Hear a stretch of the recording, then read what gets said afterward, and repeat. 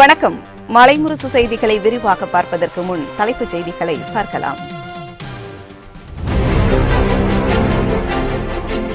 நாடாளுமன்ற தமிழக சட்டப்பேரவை தேர்தலில் போட்டியிடும் அமமுக 2ஆம் கட்ட வேட்பாளர் பட்டியல் வெளியீடு. தேனியில் தங்க தமிழ்ச்செல்வன், தருமபுரியில் பழனியப்பன் மக்களவைத் தொகுதி வேட்பாளராக அறிவிப்பு.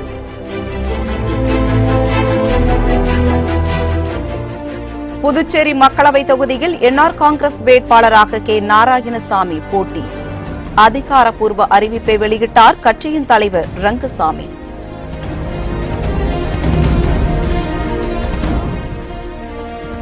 மக்களவைத் தேர்தலுக்காக அதிமுக வேட்பாளர்கள் இன்று வேட்புமனு தாக்கல் செய்வார்களா? 3 நாட்களே உள்ள நிலையில் சூடுபிடிக்கிறது தமிழக தேர்தல் களம்.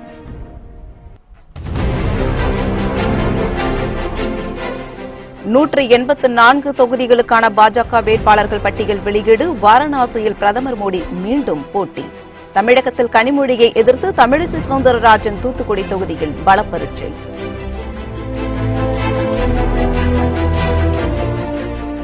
சேலம் கருமந்துறையில் சுவாமி தரிசனம் செய்துவிட்டு சூறாவளி பிரச்சாரத்தை தொடங்கினார் முதலமைச்சர் பழனிசாமி. கள்ளக்குறிச்சி தொகுதியில் போட்டியிடும் சுதீஷை ஆதரித்து ஆத்தூரில் வாக்கு சேகரிப்பு.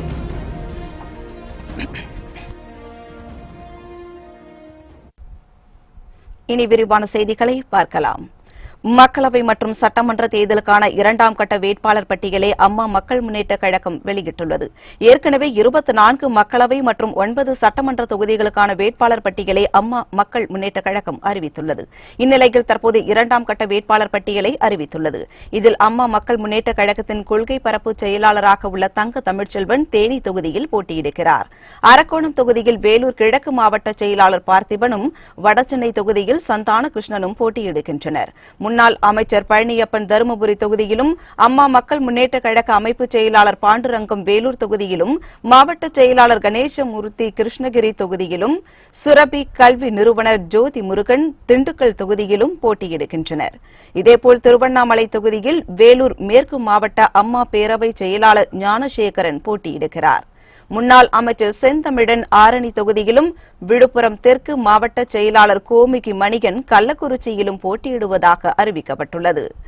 அம்மா மக்கள் முன்னேற்றக் கழகத்தின் பொறியாளர் அணி செயலாளராக உள்ள கார்த்திக் கடலூர் தொகுதியிலும், அம்மா பேரவை இணைச் செயலாளர் பரமசிவ ஐயப்பன் விருதுநகரிலும் போட்டியிடுகின்றனர். தூத்துக்குடியில் தெற்கு மாவட்ட இளைஞர் பாசறை செயலாளராக உள்ள புவனேஸ்வரன் போட்டியிடுகிறார். கன்னியாகுமரியில் அம்மா பேரவை துணைச் செயலாளர் லட்சுமணன் போட்டியிடுவதாகவும் அறிவிக்கப்பட்டுள்ளது. இதேபோல் சட்டமன்ற இடைத்தேர்தலில் போட்டியிடும் 2ஆம் கட்ட வேட்பாளர்களையும் அம்மா மக்கள் முன்னேற்றக் கழகம் அறிவித்துள்ளது.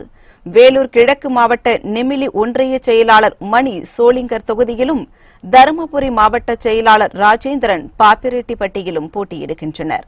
நிலக்கோட்டை தொகுதியில் திண்டுக்கல் மாவட்ட செயலாளர் தங்கதுரையும், திருவாரூர் தொகுதியில் மாவட்ட செயலாளர் காமராஜும் போட்டியிடுகின்றனர்.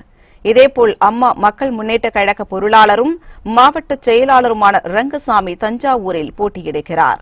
கூட்டுறவு வேளாண் கடன் சங்க தலைவராக இருந்த ஜெயக்குமார் ஆண்டிப்பட்டியில் போட்டியிடுவதாகவும் அறிவிக்கப்பட்டுள்ளது. பெரியகுளம் தொகுதியில் அம்மா மக்கள் முன்னேற்றக் கழக மருத்துவரணி தலைவர் கதிர்காமுவும் போட்டியிடுகிறார். இதேபோல் தூத்துக்குடி வடக்கு மாவட்ட சிறுபான்மை நலப்பிரிவு செயலாளர் ஜோதிமணி விளாத்திக்குளம் தொகுதியில் போட்டியிடுகிறார்.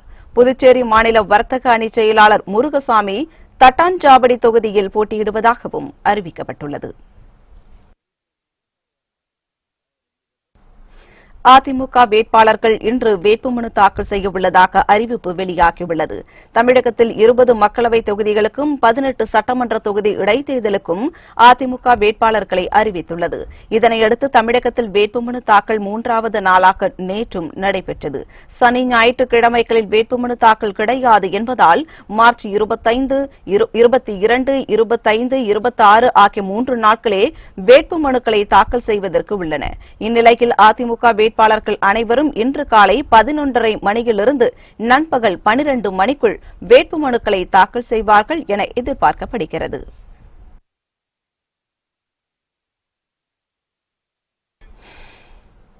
மக்களவை தேர்தலையொட்டி முதலமைச்சர் எடப்பாடி பழனிசாமி சொந்த மாவட்டமான சேலத்தில் தேர்தல் பிரச்சாரத்தை தொடங்கினார். தமிழகம் மற்றும் புதுவையில் ஒரே கட்டமாக ஏப்ரல் 18ஆம் தேதி மக்களவைத் தேர்தல் நடைபெறவுள்ளது. கடந்த திங்கட்கிழமை முதல் அனைத்து கட்சிகளும் தேர்தல் பிரச்சாரத்தை தொடங்கியுள்ளன. இந்த நிலையில் முதலமைச்சர் எடப்பாடி பழனிசாமி சொந்த மாவட்டமான சேலம் ஆத்தூர் அருகே உள்ள கருமந்துறை வெற்றி விநாயகர் கோவிலில் தரிசனம் செய்த பின் தேர்தல் பிரச்சாரத்தை தொடங்கினார். இதனையடுத்து கள்ளக்குறிச்சி தொகுதியில் போட்டியிடும் தேமுதிக வேட்பாளர் எல்.கே. சுதீஷை ஆதரித்து ஆத்தூர் அருகே உள்ள புத்திர கவுண்டம்பாளையத்தில் முரசு சின்னத்திற்கு வாக்கு சேகரித்தார். இந்நிகழ்ச்சியில் கூட்டணி கட்சி தலைவர்களும் ஏராளமான தொண்டர்களும் தேர்தல் பிரச்சாரத்தில் கலந்து கொண்டு வாக்கு சேகரிப்பில் ஈடுபட்டனர். புதுச்சேரி நாடாளுமன்ற தொகுதி என்ஆர் காங்கிரஸ் வேட்பாளராக கே. நாராயணசாமி போட்டியிடுவதாக அறிவிக்கப்பட்டுள்ளார். அதிமுக கூட்டணியில் என்ஆர் காங்கிரசுக்கு புதுச்சேரி தொகுதி ஒதுக்கப்பட்டிருந்தது.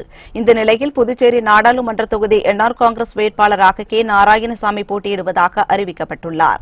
இதனை அக்கட்சியின் தலைவர் ரங்கசாமி அதிகாரப்பூர்வமாக வெளியிட்டார். இவர் என்ஆர் காங்கிரஸ் சார்பில் ஜக்கு சின்னத்தில் போட்டியிட உள்ளதாகவும் தெரிவிக்கப்பட்டுள்ளது. வேட்பாளர் அறிமுக விழாவில் சட்டமன்ற உறுப்பினர் அன்பழகன், பாஜக தலைவர் சாமிநாதன் மற்றும் என்ஆர் காங்கிரஸ் நிர்வாகிகள் மற்றும் கட்சி நிர்வாகிகள் பலர் கலந்து கொண்டனர். மக்களவைத் தேர்தலில் 20 மாநிலங்களில் போட்டியிடும் 184 வேட்பாளர்கள் அடங்கிய முதல் பட்டியலை பாஜக வெளியிட்டுள்ளது. இதில் பிரதமர் மோடி மீண்டும் வாரணாசி தொகுதியில் போட்டியிடுவார் என அறிவிக்கப்பட்டுள்ளது.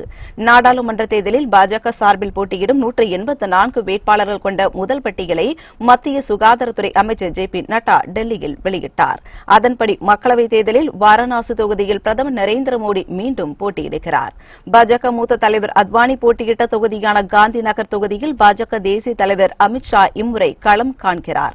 அதேபோல காங்கிரஸ் தலைவர் ராகுல் காந்தி போட்டியிடும் அமேதி தொகுதியில் ஸ்மிருதி இரானி மீண்டும் போட்டி போடுகிறார். லக்னோ தொகுதியில் மத்திய உள்துறை அமைச்சர் ராஜ்நாத் சிங்கும், நாக்பூர் தொகுதியில் மத்திய அமைச்சர் நிதின் கட்கரியும் போட்டியிடுகின்றனர். மேலும் உத்தரப்பிரதேச மாநில மதுரா தொகுதியில் ஹேம மாலினி உட்பட 184 பாஜக வேட்பாளர்கள் போட்டியிடும் தொகுதிகளும் பெயர்களும் அறிவிக்கப்பட்டுள்ளது. இந்த நிலையில் பாஜக தேசிய தலைவர் அமித்ஷா காந்திநகர் தொகுதியிலிருந்து போட்டியிடுவதாக அறிவிக்கப்பட்டுள்ளதை அகமதாபாத் பாஜக தொண்டர்கள் வரவேற்றுள்ளனர். காந்திநகர் வேட்பாளராக அமித்ஷா அறிவிக்கப்பட்டதை அடுத்து பாஜக தொண்டர்கள் மகிழ்ச்சி கொண்டாட்டங்களில் ஈடுபட்டனர். இதேபோல் வாரணாசி தொகுதியில் மீண்டும் பிரதமர் மோடி போட்டியிடுவார் என்ற அறிவிப்பை அடுத்து வாரணாசி பகுதி பாஜக தொண்டர்கள் மகிழ்ச்சி கொண்டாட்டங்களில் ஈடுபட்டனர். மேலும் எப்போதும் தங்கள் தொகுதி நாடாளுமன்ற உறுப்பினராக மோடி இருக்க வேண்டும் எனவும் விருப்பம் தெரிவித்துள்ளனர். இதனிடையே மதுரா தொகுதியில் மீண்டும் போட்டியிட வாய்ப்பு கிடைத்ததை அடுத்து செய்தியாளர்களிடம் பேசிய ஹேமமாலினி தான் மீண்டும் நாடாளுமன்ற உறுப்பினராக வர வேண்டும் என மதுரா மக்கள் விரும்புவதாக கூறினார். தனக்கு மீண்டும் வாய்ப்பு வழங்கிய அமித்ஷா, பிரதமர் மோடி மற்றும் பாரதிய ஜனதா கட்சிக்கு அவர் நன்றியை தெரிவித்துக் கொண்டார். மதுரா நகரின் முன்னேற்றத்திற்காக பாடுபடப் போவதாக கூறிய அவர் மதுரா மக்கள் தன்னுடைய பணியை விரும்புவதாகவும் தெரிவித்தார். लेकिन मुझे इस बार आई हूँ वापस, मुझे टिकट जो दिया है उसके लिए मैं अमित शाह जी, मोदी जी और जितने भी इस मीटिंग में बैठे थे उन सबको धन्यवाद करती हूँ, क्योंकि उन्होंने वापस मुझे चुना है और मैं ज़रूर मेहनत करके यहाँ पे जो जो विकास करना चाह रही थी वो सब करके दिखाऊंगी. தூத்துக்குடியில் கனிமொழிக்கு எதிராக தமிழிசை சவுந்தரராஜனும் சிவகங்கையில் ஹெச் ராஜாவும் போட்டியிடுவார்கள் என அறிவிக்கப்பட்டுள்ளது. டெல்லியில் மத்திய சுகாதாரத்துறை அமைச்சர் ஜே.பி. நட்டா தமிழகத்தில் பாஜக சார்பில் போட்டியிடும் 5 வேட்பாளர்களின் பெயர்களையும் அறிவித்தார். அதன்படி கோவையில் சி.பி. ராதாகிருஷ்ணன், சிவகங்கையில் எச் ராஜா, ராமபுரத்தில் நயினார் நாகேந்திரன், தூத்துக்குடியில் தமிழிசை சவுந்தரராஜன் மற்றும் கன்னியாகுமரியில் மத்திய அமைச்சர் பொன் ராதாகிருஷ்ணன் போட்டியிடுவார்கள் என தெரிவிக்கப்பட்டுள்ளது. अब Tamil Nadu, Coimbatore Shri C P. Radhakrishnan, Sivaganga Shri H Raja, Ramanathapuram Shri Nainar Nagendran, Shri Thoothukudi Tamilisai Soundararajan, first of all Kanyakumari Pon Radhakrishnan. இந்த நிலையில் மத்திய அமைச்சர் பொன் ராதாகிருஷ்ணன் இன்று வேட்புமனு தாக்கல் செய்யவுள்ளதாக தகவல்கள் வெளியாகியுள்ளன. தமிழகத்தில் ஏழை மக்களுக்கு உதவும் எம்ஜிஆர் கூட்டணி அமைந்துள்ளதாக பொன் ராதாகிருஷ்ணன் தெரிவித்துள்ளார்.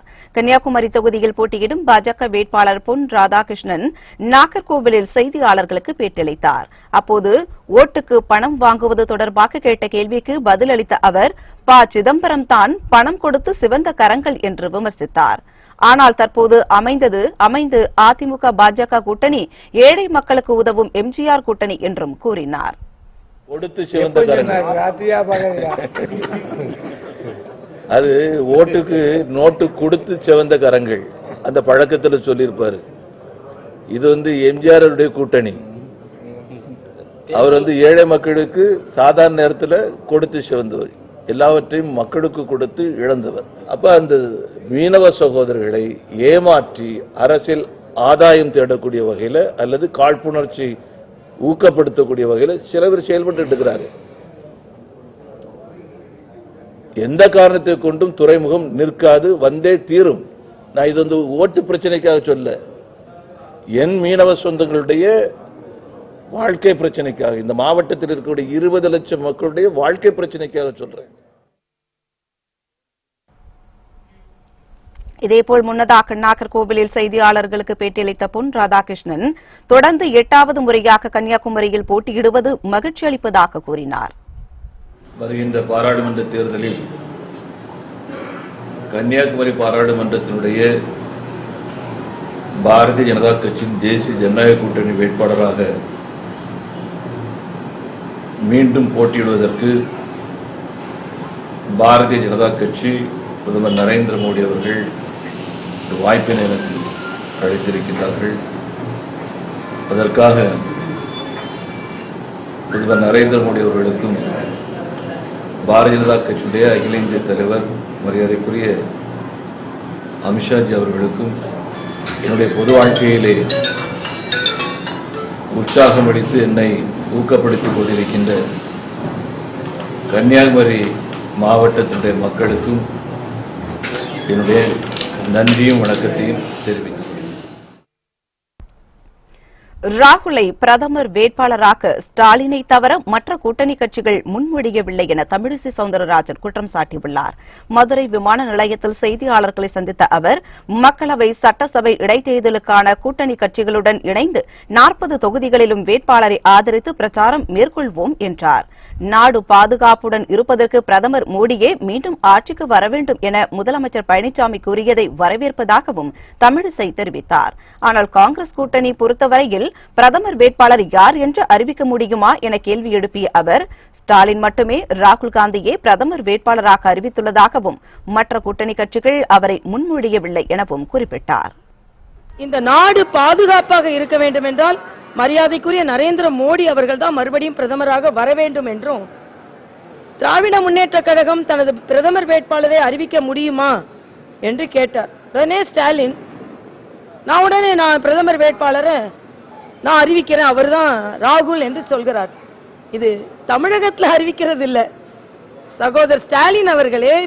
தமிழக எல்லையை தாண்டி நீங்கள் யாரை அறிவிக்கிறீர்கள்?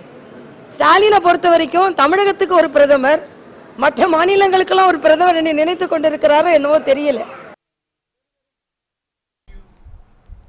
சித்திரை திருவிழாவை ஒட்டி மதுரையில் தேர்தலை ஒத்திவைக்க கோரிய வழக்கில் சென்னை உயர்நீதிமன்றம் இன்று தீர்ப்பு வழங்குகிறது. மதுரையில் சித்திரை திருவிழா மற்றும் பெரிய வியாழன் காரணமாக மக்களவை தேர்தல் தேதியை மாற்றக்கோரி பார்த்தசாரதி என்பவர் தொடர்ந்த வழக்கு சென்னை உயர்நீதிமன்றத்திற்கு மாற்றப்பட்டது. இந்த வழக்கு விசாரணையில் மதுரையில் மக்களவை தேர்தலை தள்ளி வைக்க முடியாது என்று திட்டவட்டமாக மறுத்துள்ள தேர்தல் ஆணையம், மதுரை மக்களின் வசதிக்காக இரவு 8 மணி வரை வாக்குப்பதிவு நடைபெறும் என்று பதிலளித்துள்ளது. இதனையடுத்து மதம் சார்ந்த வழிபாடு எப்படி ஒவ்வொருவருக்கும் கடமையாக உள்ளதோ அதேபோன்றுதான் தேர்தலில் வாக்களிப்பதையும் கடமையாக கருத வேண்டும் என சென்னை உயர்நீதிமன்றம் கருத்து தெரிவித்துள்ளது.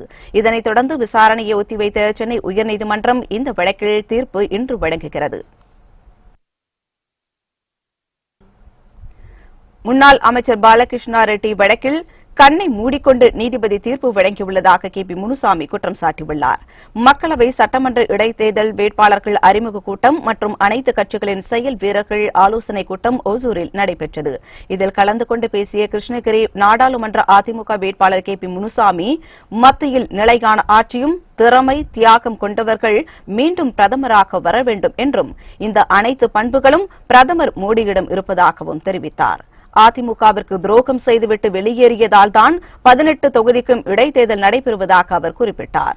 சமூக விரோத சக்திகளை அடக்க போராட்டம் நடத்திய முன்னாள் அமைச்சர் பாலகிருஷ்ணா ரெட்டி மீது வழக்கு பதிவு செய்ததுடன் கண்ணை மூடிக்கொண்டு நீதிபதி தீர்ப்பு வழங்கியதாகவும் KP முனுசாமி குற்றம் சாட்டினார். மக்களவைத் தேர்தலை முன்னிட்டு 2000 ரூபாய் சிறப்பு நிதி உதவி வழங்குவது நிறுத்தி வைக்கப்பட்டுள்ளதாக சென்னை உயர்நீதிமன்றத்தில் தமிழக அரசு தெரிவித்துள்ளது. ஏழை விவசாயிகள் தொழிலாளர்களுக்கு 2000 ரூபாய் சிறப்பு நிதி உதவி வழங்கும் திட்டத்திற்கு தடை விதிக்க கோரி விழுப்புரத்தை சேர்ந்த கருணாநிதி என்பவர் சென்னை உயர்நீதிமன்றத்தில் வழக்கு தொடுத்தார். இந்த வழக்கை விசாரித்த நீதிபதிகள் மணிக்குமார், சுப்பிரமணியம் பிரசாத் அடங்கிய அமர்வு பயனாளிகளை கண்டறிய சரியான நடைமுறை பின்பற்றப்பட்டுள்ளதாக கூறி மனுவை தள்ளுபடி செய்தது. அரசாணையை திருத்தி அதிகாரிகள் வெளியிட்டுள்ளதாக கூறி அவர்களுக்கு எதிராக நடவடிக்கை எடுக்க கோரி கருணாநிதி மற்றொரு மனு தாக்கல் செய்தார். இந்த மனு நீதிபதிகள் மணிக்குமார், சுப்பிரமணியம் பிரசாத் அமர்வு முன் விசாரணைக்கு வந்தபோது மக்களவைத் தேர்தலை முன்னிட்டு 2000 ரூபாய் சிறப்பு நிதி உதவி வழங்குவதும் அதற்கான கணக்கெடுக்கும் பணியும் நிறுத்தி வைக்கப்பட்டுள்ளதாக அரசு சார்பில் தெரிவிக்கப்பட்டது. இதனையடுத்து நீதிபதிகள் வழக்கின் விசாரணையை தேர்தலுக்கு பிந்தைய நாளுக்கு தள்ளி வைத்தனர்.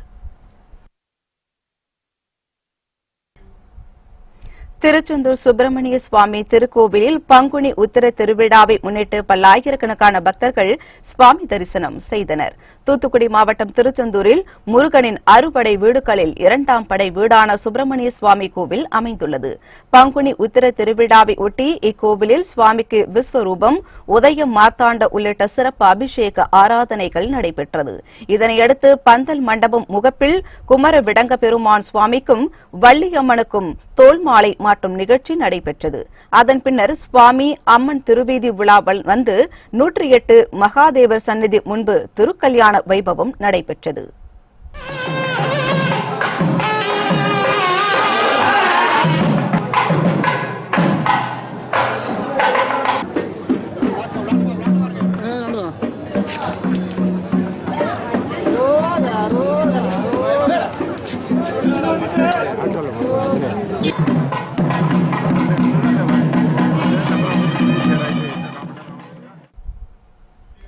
பங்குனி உத்திரத்தை முன்னிட்டு தமிழகத்தின் பல்வேறு பகுதிகளில் இருந்து வந்திருந்த ஆயிரக்கணக்கான பக்தர்கள் சுவாமியை தரிசனம் செய்தனர். காஷ்மீரில் பாதுகாப்பு படையினர் நடத்திய துப்பாக்கிச் சூட்டில் தீவிரவாதி ஒருவர் சுட்டுக் கொல்லப்பட்டார். காஷ்மீர் மாநிலம் பண்டிபோரா மாவட்டத்தில் உள்ள ஹஜிம் மிர் முஹல்லா என்ற இடத்தில் தீவிரவாதிகள் பதுங்கியிருப்பதாக காவல்துறையினருக்கு தகவல் கிடைத்தது. இதன் பேரில் ராணுவமும் மத்திய பாதுகாப்பு படையினரும் தீவிர தேடுதல் வேட்டையில் ஈடுபட்டனர். இதனையடுத்து பாதுகாப்பு படையினர் அந்த பகுதியை நெருங்கியதும் பதுங்கியிருந்த தீவிரவாதிகள் துப்பாக்கியால் சுட்டனர். பதிலுக்கு ராணுவத்தினரும் துப்பாக்கிச்சூடு நடத்தினர். இதில் தீவிரவாதி ஒருவர் சுட்டுக் கொல்லப்பட்டார். அத்துடன் தீவிரவாதிகள் பணைய கைதியாக பிடித்து வைத்திருந்த அப்பாவி ஒருவரையும் பாதுகாப்பு படையினர் மீட்டனர். மேலும் பொதுமக்கள் ஒருவர் தீவிரவாதிகளிடமிருந்து சிக்கியிருப்பதாக தெரியவந்தது. அவரை மீட்கவும் முயற்சி மேற்கொள்ளப்பட்டு வருவதால் எல்லையில் தொடர்ந்து பதற்றம் நிலவுகிறது. பொள்ளாச்சி வழக்குக்கும் தமக்கும் எந்த தொடர்பும் இல்லை என காங்கிரஸ் செயல் தலைவர் மயூரா ஜெயக்குமார் தெரிவித்துள்ளார். பொள்ளாச்சி பாலியல் விவகாரத்தில் திருநாவுக்கரசு அளித்த வாக்குமூலம் அடிப்படையில் காங்கிரஸ் செயல் தலைவர் மயூரா ஜெயக்குமாருக்கு சிபிசிஐடி காவல்துறையினர் சம்மன் அனுப்பியுள்ளனர்.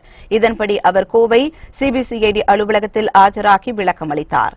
இதனையடுத்து செய்தியாளர்களுக்கு பேட்டியளித்த மயூரா ஜெயக்குமார், திருநாவுக்கரசு கடந்த 12ஆம் தேதி கோவை காங்கிரஸ் கட்சி அலுவலகத்திற்கு குடும்பத்தோடு வந்து தம்மை சந்தித்ததாக வாக்குமூலத்தில் கூறியுள்ளதை தெரிவித்தார். ஆனால் திருநாவுக்கரசு தனக்கு யார் என்றே தெரியாது எனவும் நேரடியாகவோ தொலைபேசியிலோ எந்த தொடர்பும் இல்லை என்றும் அவர் கூறினார். அந்த அடிப்படையில் கனகராஜ் வந்ததாகவும் அது கூட இந்த திருநாவுக்கரசு வந்ததாகவும் அவங்க அந்த இடத்தை, அந்த சம்பவத்துடைய இடத்தை அவர்கள் இல்லை என்பதை உறுதிப்படுத்துவதற்கு இந்த இடத்தை அவர்கள் சொல்கிறார்கள்.